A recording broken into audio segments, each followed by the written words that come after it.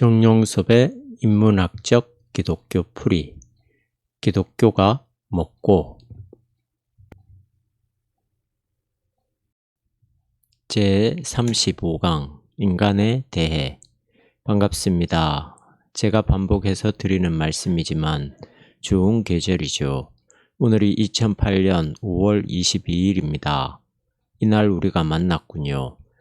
인터넷이란 문명의 이기를 통해서 시공간의 구애 없이 이렇게 만나서 이야기를 하게 되었습니다. 인터넷이 신기하기도 하고 기특하기도 합니다.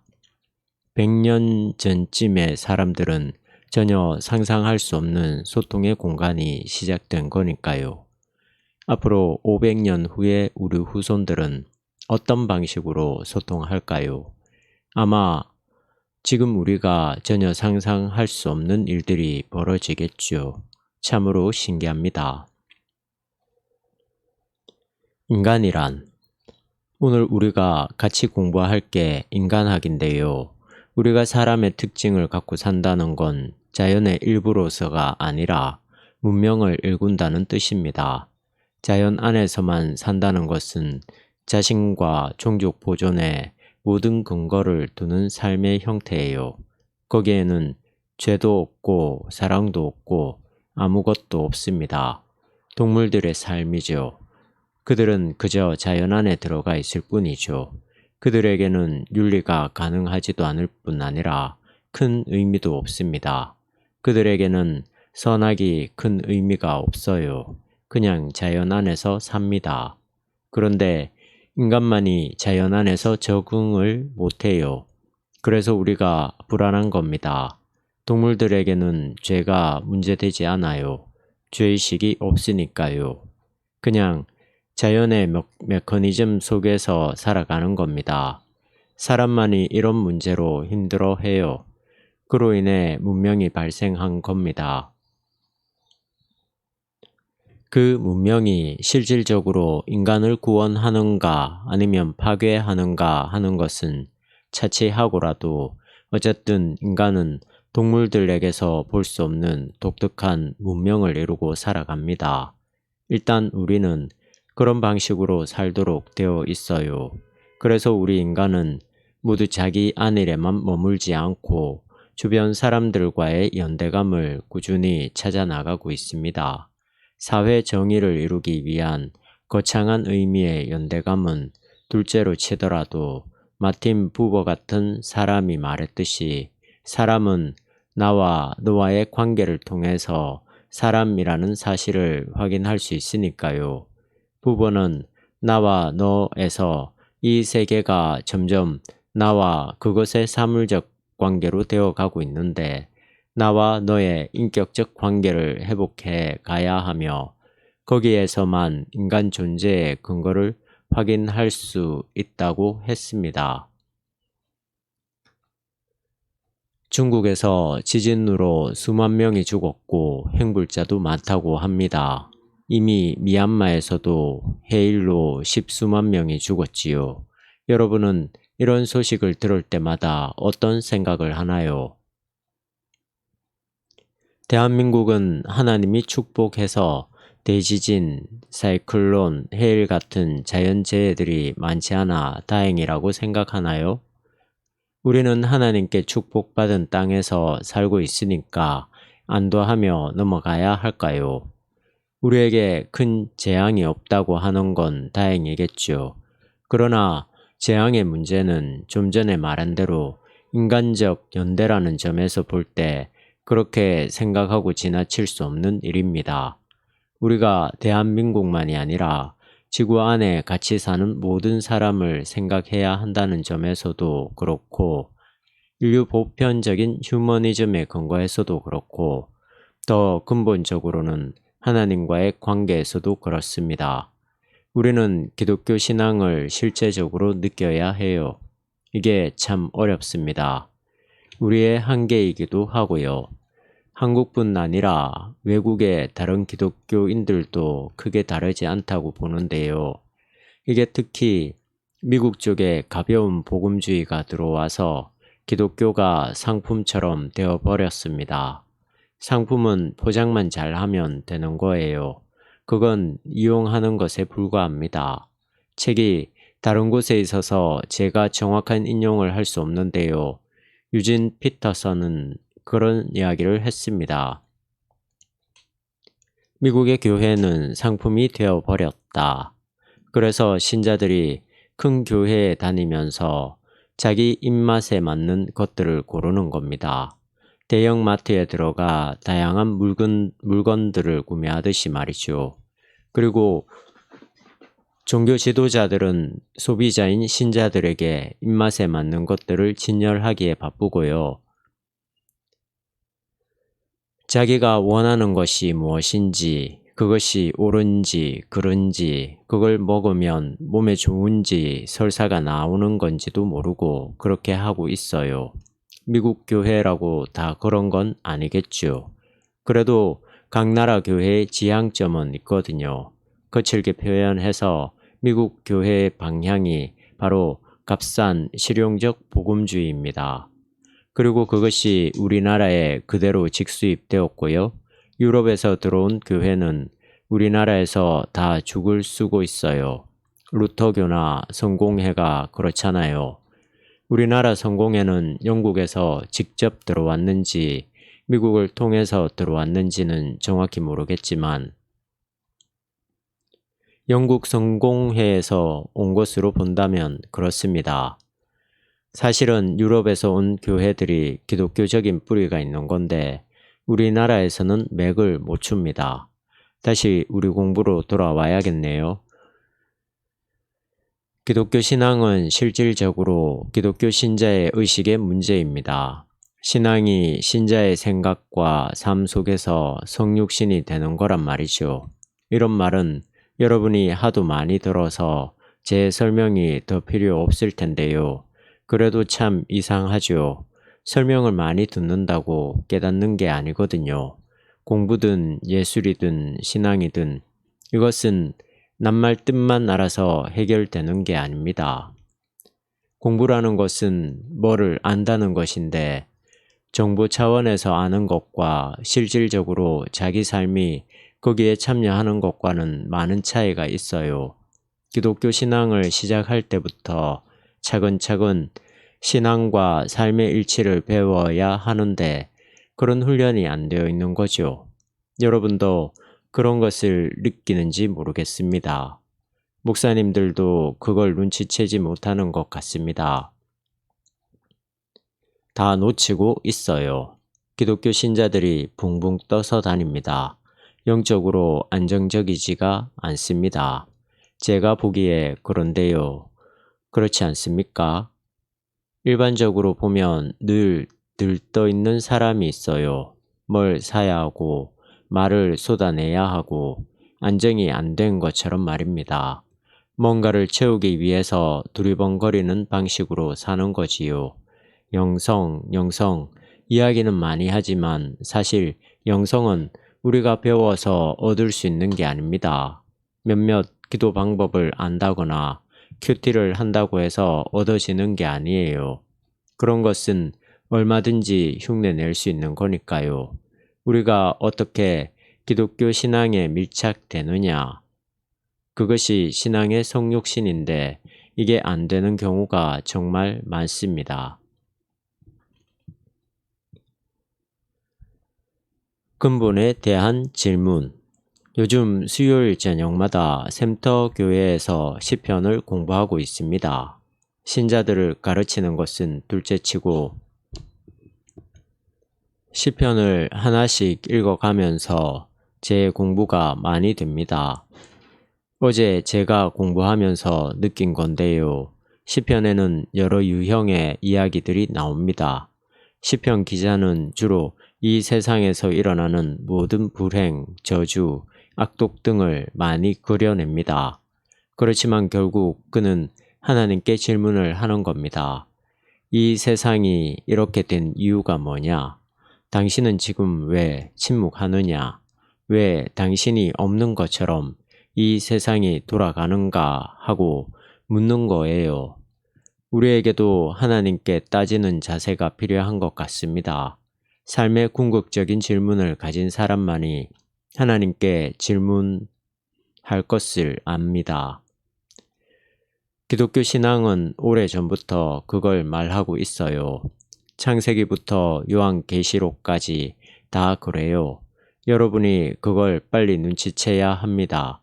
우리 앞에 일어나는 현상적인 삶과 그 삶의 내면에 무엇이 작용하고 있는가 하는 아주 궁극적인 것에 대한 질문과 대답, 그리고 그에 대한 진술, 그것이 바로 성서입니다. 우리는 그 놀라운 세계 안으로 들어가야 합니다. 오늘 제가 어떤 분에게서 전화를 받았어요. 저는 잘 모르는 분인데 아마도 다비아를 통해서 저를 알게 된 것 같아요. 가인이 아벨을 죽인 사건 등을 물어보시더군요. 왜 하나님이 아벨을 지켜주지 않고 죽도록 내버려 뒀으며 그 반면 살인자인 가인은 왜 살려주었냐는 겁니다. 미안한 말이지만 본문을 그렇게 읽으면 초등학교 수준이라고 할 수 있지요. 한국교회 성도들이 그 정도로밖에 성서를 읽지 못합니다. 이런 질문에 대답하기가 어렵습니다. 성경을 어떤 사실에 대한 객관적인 보도로 읽기 때문이에요. 그런 분들에게 성서가 무엇인지에 대한 개론적인 이야기를 다시 할 수도 없고요. 성서 읽기에서 다음의 사실이 중요합니다. 성서 안에는 어떤 근본적인 질문이 있습니다. 예수가 누구인가에 대해서 질문하는 거죠. 성서에는 이미 뻔한 답을 주는 것처럼 기록되어 있잖아요. 그런데 그게 답이 아니라니까요. 답의 방식을 통해서 어떤 것을 질문하고 있습니다. 따라서 성서는 답이라기보다 질문이라고 생각하는 것이 옳습니다. 질문 안으로 들어가려면 어떻게 해야 할까요? 그냥은 못 들어가죠. 성서 기자들의 영성을 따라가야 그 질문 속으로 들어갈 수 있습니다. 괴테의 시나 힐들린의 시도 그렇고 우리나라의 고전들이나 도덕경 같은 중국 고전들도 그것을 이해하기 위해서는 저자의 그 무엇을 따라가야 하는 것처럼 우리가 성서에서 가장 궁극적인 것을 질문할 수 있으려면 그쪽으로 한 발 한 발 자꾸 내딛어야 합니다. 우리가 이걸 잘 못합니다. 지금 제가 강의 진도를 나가야 하는데 자꾸 다른 쪽으로 빠지는군요. 정리해야겠습니다. 성서 텍스트가 과연 무엇을 질문하고 있는지에 대해서 어렴풋하게라도 눈치를 채고 있어야 하는데 그게 안 되니까 기독교를 상품으로 만들어 버렸어요. 성서는 그냥 내가 막 요리해서 먹으면 되는 건가요? 성서를 인스턴트 식품쯤으로 생각한다니까요. 물에 넣고 끓여 먹으면 다 되는 줄 알고 성서를 마구잡이로 먹고 있습니다. 그런 식으로 해보세요. 우리의 영성이 조금이라도 풍요로워지는지. 미얀마나 중국의 스촨성 참사 앞에서 우리는 어떤 신앙적 질문을 할 수 있을까요? 이걸 가지고 사실은 밤잠을 자지 않아야만 하나님께 가까이 가는 신자라고 말할 수 있습니다. 밤잠을 자지 못할 정도로 이 숙제를 갖고 씨름한다는 말이죠. 이것은 기본적으로 신정론의 문제입니다. 무죄한 자들의 고난을 보세요. 어린아이들의 죽음을 우리가 무엇으로 해결하겠습니까? 학교들이 많이 붕괴돼서 16살 학생들이 떼죽음을 당했잖아요. 도대체 하나님이 살아있나요? 지금 뭐하고 있는 건가요?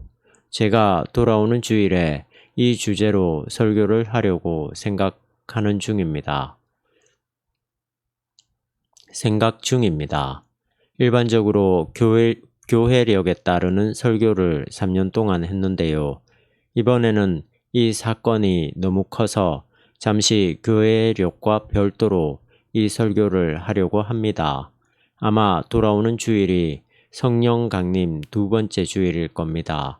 예정대로라면 성령에 대해 설교를 해야 하는데 이번에는 이 신정론의 문제, 하나님이 능력 있고 사랑 있고 전능한 분인데 왜 이 땅에는 우리가 알 수 없는 불행들이 끊이지 않는가 하는 문제를 가지고 설교하려고 해요. 이런 문제에 대해서는 더 이상 이야기하지 않겠습니다. 그냥 질문을 한 거예요. 이런 참사들이 여러분 가슴 속에 아픔으로 와닿아야 합니다.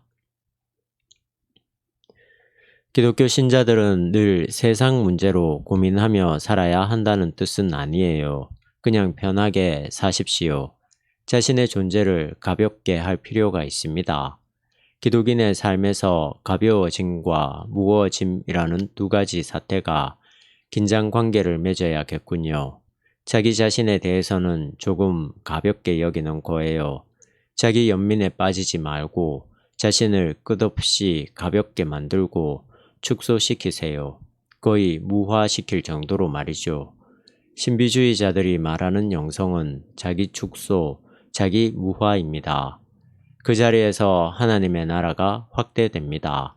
인생살이가 힘든 것은 자기 무게 때문이에요. 자기가 가벼워지면 주변의 것이 아무리 무거워도 무겁게 느껴지지가 않습니다. 지난 10년 동안 한국 개신교회는 양적으로 보면 좀 줄어들었습니다. 그런 증세는 훨씬 전부터 있어 왔고요. 그 원인에는 여러 가지가 있겠지만 제가 보기엔 영성의 왜곡이 가장 큰 것 같아요.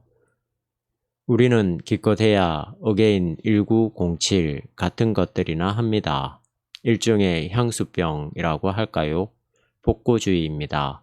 우리는 결코 1907년으로 돌아가서도 안 돼요. 미래로 가야죠. 게다가 1907년에 있었던 신앙 현상들이 건강한 것도 아니거든요. 값싼 죄의식이라고나 할까요? 열강들의 틈에서 무력감에 빠진 사람들에게서 나온 건강하지 못한 영적 운동이었어요. 그때로 다시 돌아가야 할 어떤 원형으로 생각한다면 착각입니다. 이런 것들이 다 인간학의 문제입니다. 인간이 왜 이렇게 뜻하지 않은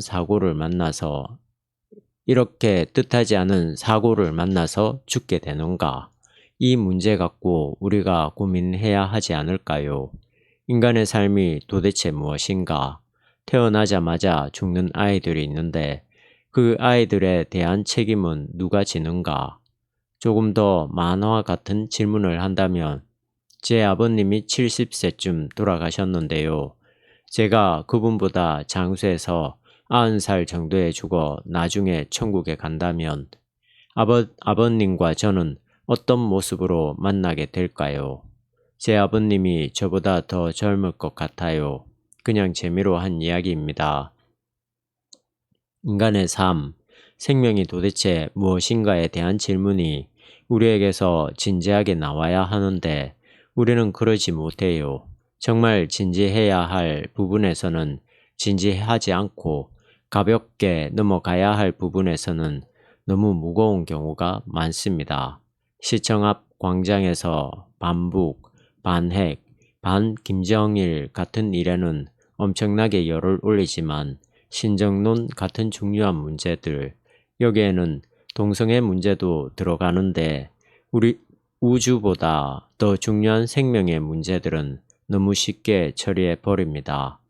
여호와의 증인과 안식교인들을 중심으로 군 대체복무제가 입법 추진 중에 있습니다. 그들은 평화 근본주의자라고 할 수 있어요. 무조건 군대에 안 가는 것이 옳은 것인가 하는 점에 대해서는 더 많은 논의가 필요합니다. 그러나 원칙적으로만 본다면 평화주의자로서 감옥에 갈지언정 집총을 거부하는 것은 높이 평가해야 해요. 기독교인들이 하지 못하는 걸 여호와의 증인들이 한다면 옆에서 박수라도 치고 입법 과정을 도와야 하는데요. 그런데 어떻습니까? 거꾸로 하고 있어요. 한기총에서는 공개적으로 그걸 반대합니다. 이런 방식으로 세계를 생각하고 살아간다면 한국 교회에 미래가 있을까요? 많은 게 중층적으로 얽혀있는 삶의 문제들을 일방적으로 재단하는 방식도 문제지만 때에 따라서는 단호하게 어떤 걸 끊어낼 필요도 있어요. 그건 제가 인정합니다. 2000년 기독교의 역사가 이단 논쟁의 과정이었으니까요. 이단 논쟁이 없었다면 기독교는 현재 남아있지 못했을 겁니다. 갈라디아서에 보면 이방 기독교 대표인 바울과 유대 기독교 대표인 예수님의 동생들과 제자들이 한바탕 싸움을 벌입니다. 이단 논쟁인데 살벌했었어요. 그 뒤로도 아리우스와 아타나시우스 논쟁들이 이어졌지요. 물론 이단 논쟁이 때에 따라서는 정치와 결탁하기도 했습니다. 다비아 사이트에 어떤 분이 쓴 칼뱅이 이야기처럼 정치와 연관해서 하나님 나라와는 걸맞지 않은 방식으로 결정되는 수도 없잖아 있었어요.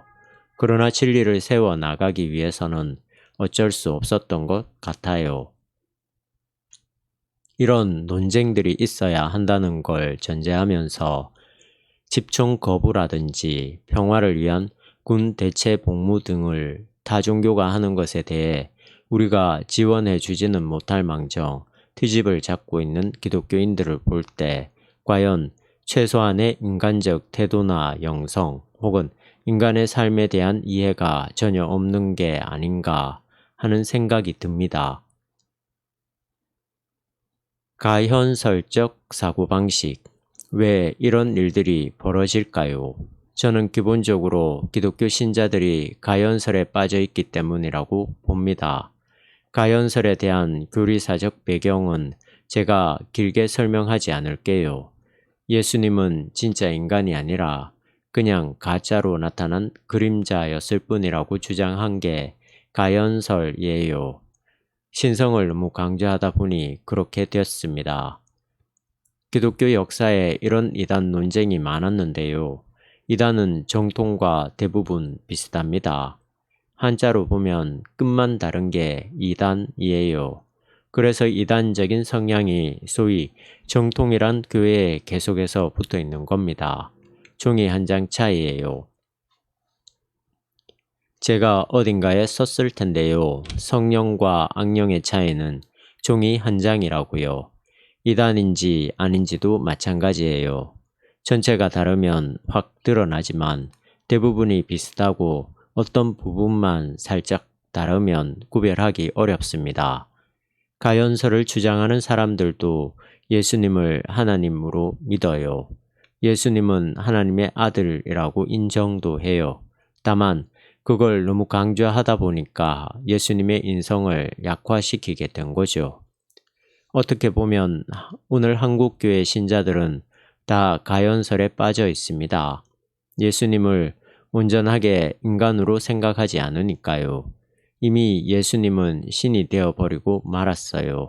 예수님에 대해서 말할 때 핵심적인 게 베레 호모, 베레 데우스거든요. 참된 인간, 참된 하나님이라는 거죠. 제가 지난 강의에서 이야기했나요? 했더라도 양해하고 조금 들어주세요. 이것은 반인, 반신이라는 말이 아닙니다. 온전한 인간으로서 우리와 다른 점이 하나도 없다는 뜻이에요. 인간의 모습 중 어느 한 부분이라도 예수님에게서 빼는 것은 기독교 신앙이 아닙니다. 교부 때부터 그런 것은 배척했습니다. 온전한 인간이라는 것은 총체적인 의미예요. 예수님은 먹기만 할 뿐만 아니라 배설도 해야 하고 사춘기도 겪었다는 거예요. 그렇게 온전한 인간인 동시에 온전한 신입니다. 그게 어떻게 가능하냐고요? 이 예수님의 존재 신비를 이해하는 게 삼위일체의 핵심입니다. 지난주 설교의 끝부분에서 이걸 이야기했어요. 한국교회 신자들은 대개 온전한 인간인 예수님을 드럼 풍월로만 이해하지 실제적으로 이해하지 않습니다. 이게 지금 문제예요. 그래서 제가 글을 쓰거나 설교를 하거나 묵상할 때 늘 그게 마음에 걸려요. 걸린다기보다 혹시 오해하는 사람이 있으면 어떻게 하나 좀 염려가 되는 거죠. 왜냐하면 대개 사람들의 머릿속에는 예수님이 이미 신이 되어버린 상태니까요. 어쨌든지 예수님의 인간성을 온전하게 확보하지 않으면 그것은 이단입니다. 한국교회 신자들에게 나타나는 가현설적인 요소는 심각합니다. 그래서 신앙 자체나 인간에 대한 이해도 역시 가현설적이에요. 두 발을 땅에 딛고 사는 사람이 아니라 공중에 떠 있다는 거죠. 기독교인들의 머릿속에는 굉장히 건전하고 모범적이며 지금 당장 천당에 들어갈 수 있을 정도로 세련된 인간이 자리 잡고 있고 또 자기가 그렇게 되리라 기대해요.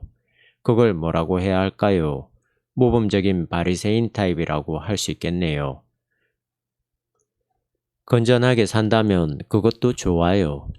몰몬 교도들이 세계 선교를 한다고 우리나라에도 옵니다. 더울 때도 정장을 하죠. 그와 비슷하게 부동산 투기도 안 하고 여러 가지 면에서 반듯하게 모범적으로 살 수 있다면 좋습니다. 그러나 실제로는 그러지도 못하면서 무늬만 그리스도인인 거죠. 한국교회 신자들에게 독특한 게 있는데요. 교회에서 집사님, 형제님, 자매님이라고 하지요. 언어에서도 어떤 형이 있다는 거예요.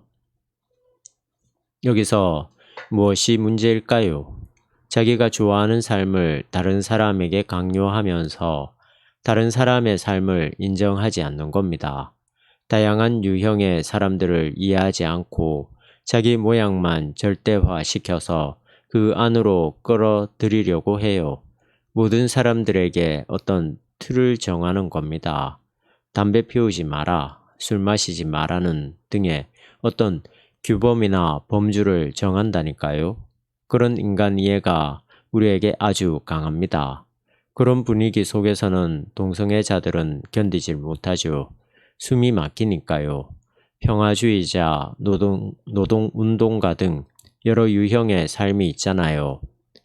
창녀들도 있어야 하고 술집 작부도 있어야 하고요. 그런 삶이 나쁜 게 아니냐고요? 일단 그 생각에서 벗어나십시오. 제가 무율법주의, 율법 무용론을 말하는 게 아닙니다. 그 윤리 문제는 다음에 나오니까 거기까지는 나가지 말죠. 오늘 제가 마음이 좀 답답해서 흥분한 것 같습니다. 각양각색의 사람들을 좀 내버려 두었으면 좋겠어요. 말 그대로 let it be입니다. 그냥 내버려 두면 이 세상이 카오스로 빠지고 폭력이 난무하지 않겠느냐고요?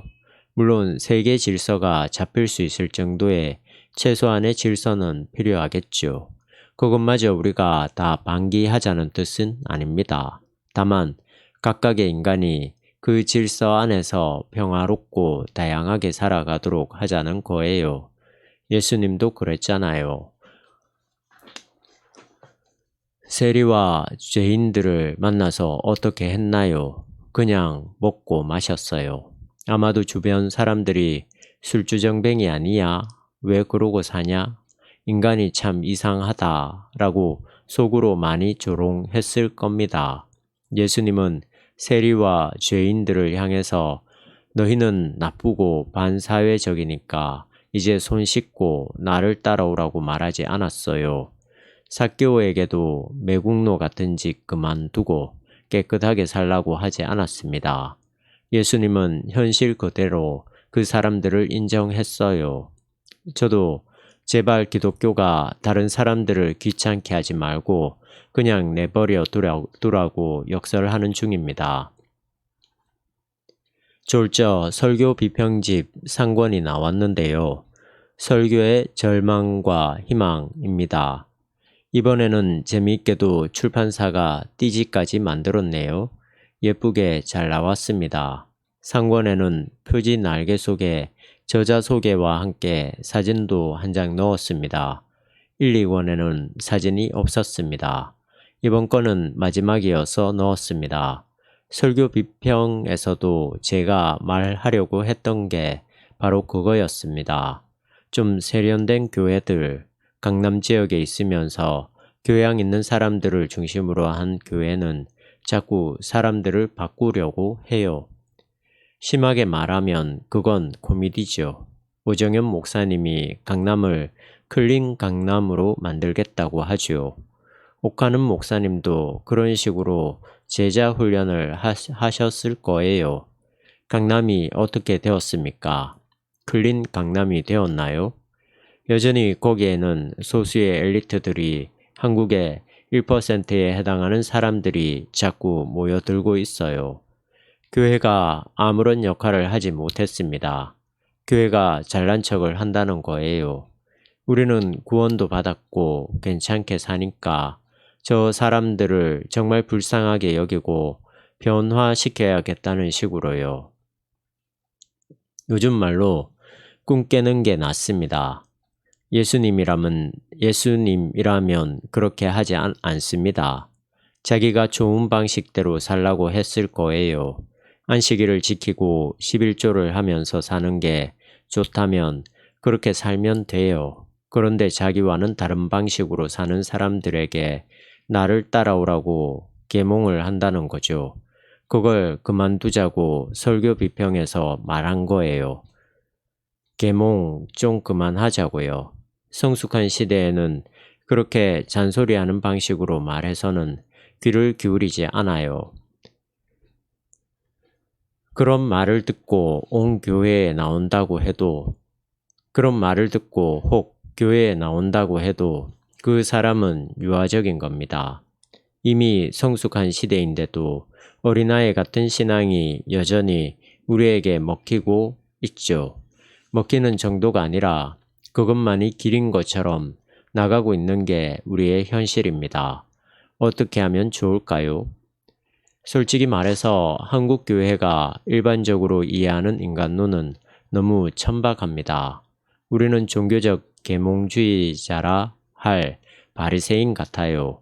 예수님은 세리와 죄인들을 계몽하려고 하지 않았어요. 여러분도 앞으로 주변 사람들을 계몽하려고 하지 마세요. 전도한답시고 그런 거 하지 마세요. 예수님은 한 가지만 했어요. 임박한 하나님의 나라, 바실레이아 두 대우를 선포하고 그 안에서 살았습니다. 하나님의 나라가 임박한 걸 선포했을 뿐입니다.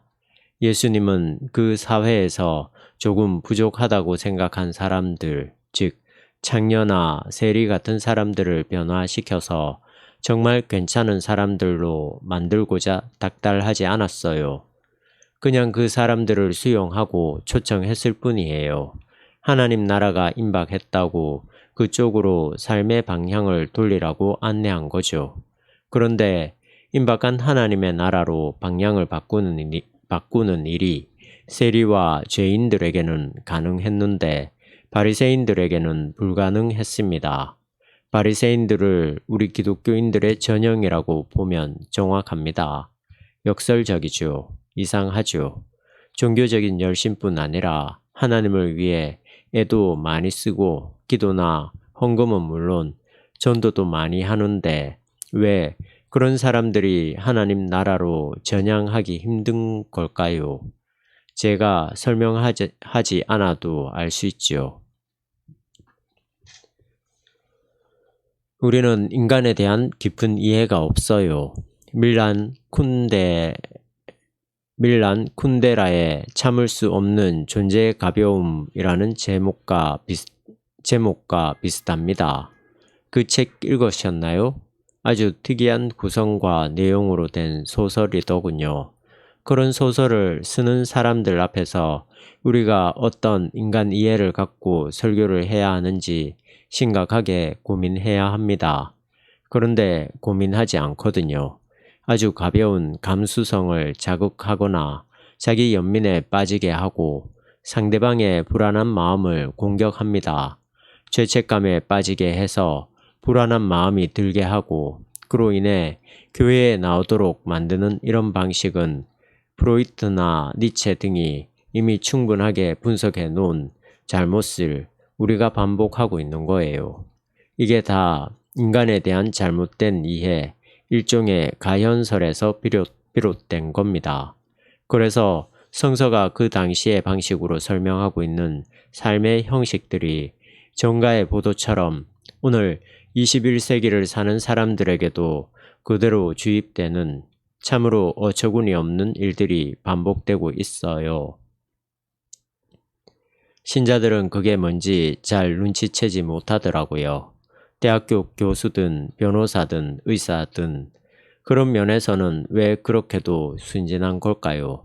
그게 믿음이라고 자꾸만 세뇌를 받아서 그런 것 같아요. 뭘 그렇게 따지냐, 복잡하게 생각하지 말고 믿고 순종하라는 거죠. 그런 순종이 목사에 대한 순종으로까지 이어지게 되고요. 역사 앞에서 책임적으로 살려고 노력하는 지성적 기독교인들은 한국교회 안에서 설 땅이 없습니다. 다 교회에서 빠져나가요. 한국교회가 지난 10년 동안 성장하지 못하고 제자리를 잡지 못하고 점점 추락하는 겁니다. 그뿐 아니라 교회의 부익부, 빈익빈 현상이 크게 달하고 있습니다. 대형 마트가 들어서면 소형 슈퍼나 재래시장이 다 죽는 것처럼요. 모든 교회가 하나라고 하는 기독교 본질에 근거해서 볼 때 이런 모습은 건강한 게 아닌데도 불구하고 대형 교회는 더 커지고 소형 교회들은 더 문을 닫을 뿐 아니라 자립하지 못한 목사들이 최소한의 체면 유지도 힘든 상태가 계속되고 있습니다. 다들 그런 상태를 그대로 방기하고 있을 뿐이고요. 기독교의 인간 이해는 결코 그게 아닙니다. 사실 기독교 신학은 철저하게 인간론적이어야 합니다. 인간이 중심 주제라는 게 아니라 하나님의 말씀이 선포되어야 할 대상이 구체적인 이 역사에서 살아가는 인간이라는 사실을 중요하게 생각해야 한다는 뜻입니다. 사실 교육, 역사, 철학, 예술은 물론 정치, 경제가 모두 다 인간론이거든요. 의학, 물리학, 화학을 자연과학이라고 하지만 인간론에 더 근본이 있습니다. 하이젠베르크가 쓰고 김용준 선생이 번역한 부분과 전체란 책에 이런 이야기가 나옵니다. 과학이라는 영역이 문화를 논하고 더욱이 철학과 종교를 논할 수는 없다. 그러나 적어도 과학이라는 하나의 방법을 통해서 얻은 지식을 정확하게 전달하는 책임과 의무는 과학자에게 있다고 생각한다. 따라서 과학이 제시하는 지식의 축적이 오용되어 잘못을 초래하는 비극은 막아야 한다. 이런 뜻에서 과학은 분명히 인간론이며 과학적이라는 말은 바로 인간적이라고 생각한다. 과학도 인간적인데 하나님이 창조한 인간의 구원, 자연까지 포함한 우주론적 구원에 관심을 갖고 이야기해야 할 신앙과 신학은 오죽하겠습니까?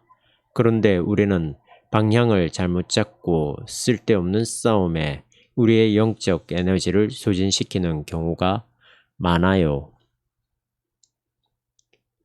창조론과 진화론. 그 중에 하나가 창조론과 진화론입니다. 오늘 시간이 많이 지났기 때문에 이 이야기는 자세하게 하지 않겠습니다. 진화론의 옳은 부분은 다 받아들이면 돼요. 진화의 방식을 통해서 하나님이 세상을 창조한 걸로 보면 되지 않겠어요? 아무 문제도 아닌데 왜 그걸 가지고 과학자들과 싸우는지 이해를 못하겠어요. 진화론과 투쟁하는 대표적 단체는 창조과학회입니다. 거기에는 주로 기독교 자연과학자들이 참여하고 있어요. 그들은 성서에 있는 모든 창조의 방식이 과학적으로 옳다고 말하는데요. 그런 창조과학회의 주장들은 과학계에서도 별로 받아들이지 않고 신학계에서도 받아들이지 않습니다. 한국에서는 굉장한 과학자들의 모임인 것처럼 부각되어 있어요. 웬만한 교회들이 창조과학회에서 만든 영화나 자료들을 많이 보고 있습니다. 그건 신앙에 아무런 도움이 되지 않아요. 신학도 아니고 과학도 아닙니다. 쓸데없는 싸움이니까 하지 말았으면 좋겠어요. 200만 년 전에 침팬지와 인간의 공동조상인 어떤 유인원이 있었다고 해요. 그 친구가 아프리카에서 살고 있었는데 지진과 같은 대재앙이 일어난 거예요. 그로 인해 아프리카가 동서로 나뉘어졌다고 합니다.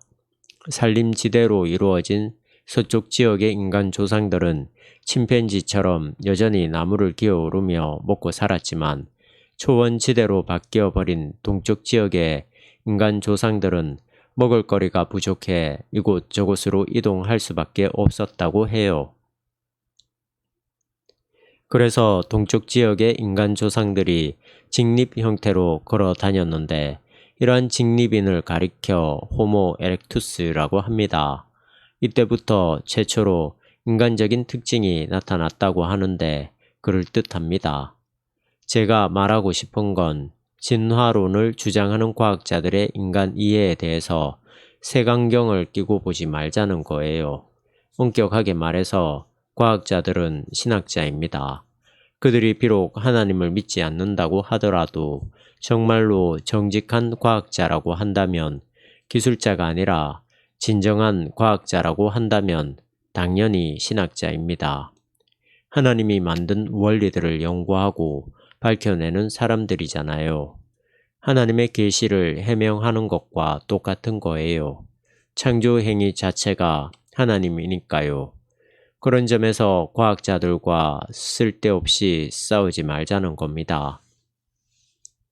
그들이 진화론을 내세우면서 하나님을 부정한다고 해서 그것에 겁먹지 마세요. 그것에 의해서 하나님의 창조 능력이 없어지는 게 아니니까 넉넉하게 생각하세요. 만약에 그들이 말하는 방식으로 생명의 근원과 미래가 완전히 해명될 수 있다면 우리가 믿는 하나님은 존재하지 않는 겁니다. 정말 그런 하나님이라면 그 실체가 빨리 드러날수록 좋지요. 우리가 속고 있는 거니까요. 그러나 염려하지 마십시오. 어떤 과학자에 의해서도 창조의 하나님, 아들 예수 그리스도, 성령이라는 삼위일체 하나님의 모든 행위들이